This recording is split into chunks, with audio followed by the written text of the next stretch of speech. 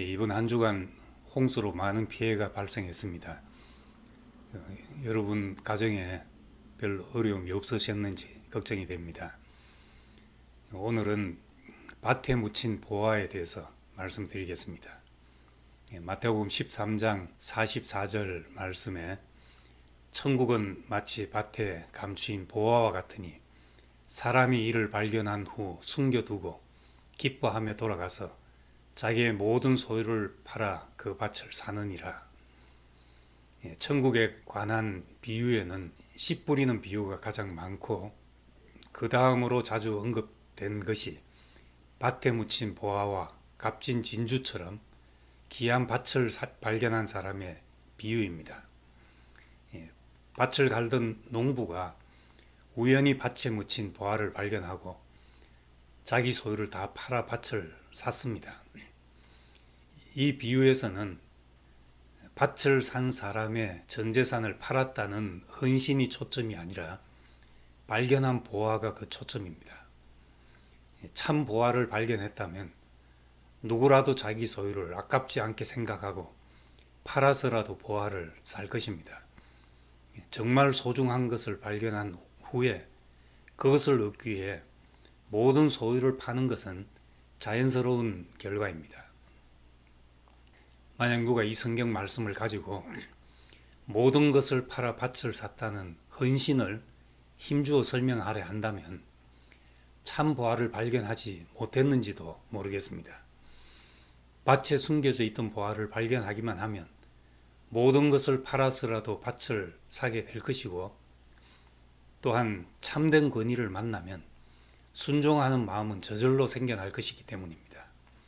어떤 공동체가 헌신, 충성, 순종 등을 강조하고 강요한다면 이미 보화를 잃었거나 생명력을 잃었다는 것을 보여주는 반증입니다.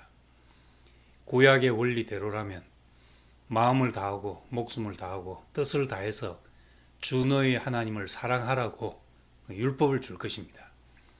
그러나 신약의 원리는 이 모든 것을 다해서 사랑할 만한 것을 먼저 보여주는 것입니다. 그러면 무엇을 하라 하지 말라 하는 말이 필요 없고 하나님을 알라 할 필요도 없을 것이라고 말합니다. 모세는 마음을 다하고 목숨을 다하라고 가르쳤지만 예수님은 마음을 다하고 목숨을 다할 보화를 우리에게 보여주신 분입니다. 예수님의 제자들은 예수를 만나서 따를 때 모든 것을 버리고 그를 쫓았습니다. 베드로는 우리가 모든 것을 버리고 주를 따라싸운데 그런즉 우리가 무엇을 얻으리까 물었습니다.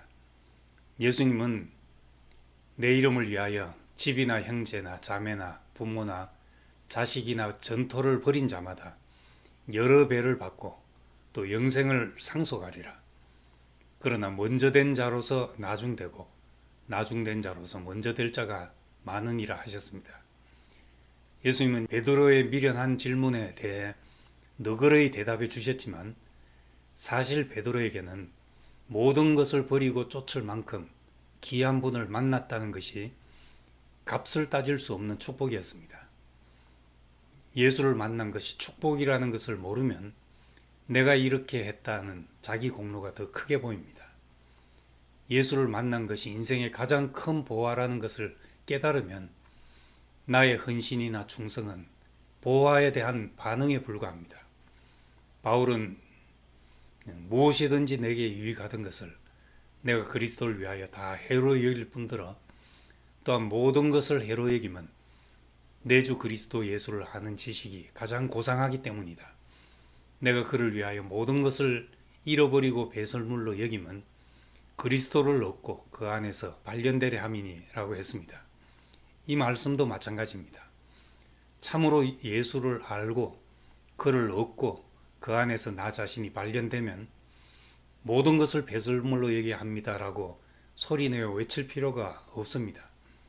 바울이 모든 것을 배설물로 여긴 결단이 놀라운 것이 아니라 예수 안에서 내가 발견되는 것이 더 놀라운 일입니다. 바울은 또 우리가 이 보배를 질그릇에 가졌으니 이는 심히 큰 능력은 하나님께 있고 우리에게 있지 아니함을 알게 하려 함이라 했습니다. 문제는 질그릇이 어떠하냐가 아니라 보화가 얼마나 귀한 것인가에 있습니다. 질그릇이 잘났기 때문에 보화를 담은 것이 아닙니다. 보화를 가진 사람은 내가 이런 사람이라든지 내가 무엇을 했다는 얘기가 사라지게 될 것입니다. 성경의 메시지는 하나님이 우리에게 주신 것을 보라는 말씀입니다. 빛이 비치면 바른 길을 가게 되고 보화가 보이면 지저분하게 엉클어져 있던 삶이 정리되고 해석될 것입니다.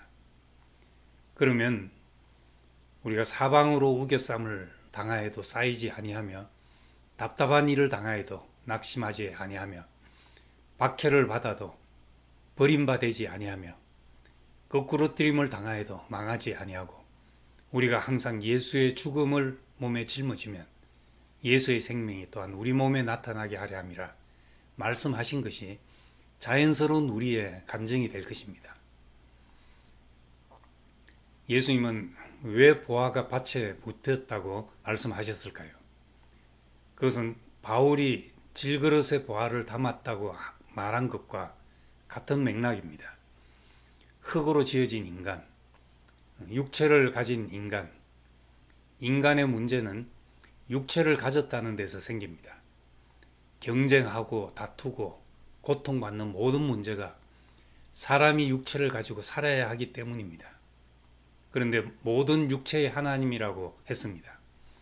육체 때문에 모든 문제가 생기지만 이 육체를 가지고 하나님의 영광을 나타낼 수 있습니다. 질그릇은 볼품 없을지라도 보화를 담을 수 있습니다. 흙은 온갖 지저분한 것이 다 들어올 수 있지만 그 흙 속에 경이로운 생명 현상들이 펼쳐집니다. 흙이 씨 하나만 품어도 거기서 얼마나 많은 열매가 맺히는지 모릅니다.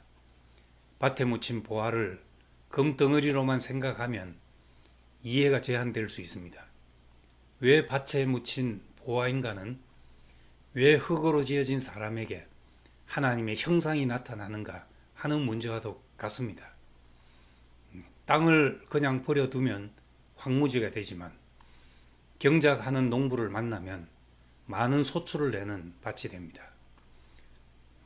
스스로는 아무것도 아닌데 우리를 경작하시는 이로 말미암아 무한한 가치가 창출될 수 있습니다.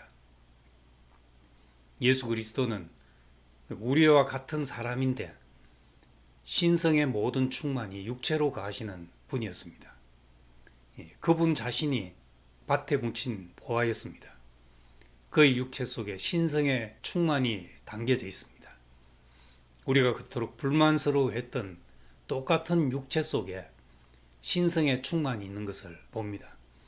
밭에 묻힌 보화, 이것은 육체 속에 나타나는 하나님의 영광이었습니다. 그래서 바울은 이제는 우리가 예수 그리스도를 육체대로 알지 않는다. 전에는 예수 그리스도도 육체대로 알았지만은 이제는 우리가 육체대로 알지 않는다 하는 말씀을 했습니다.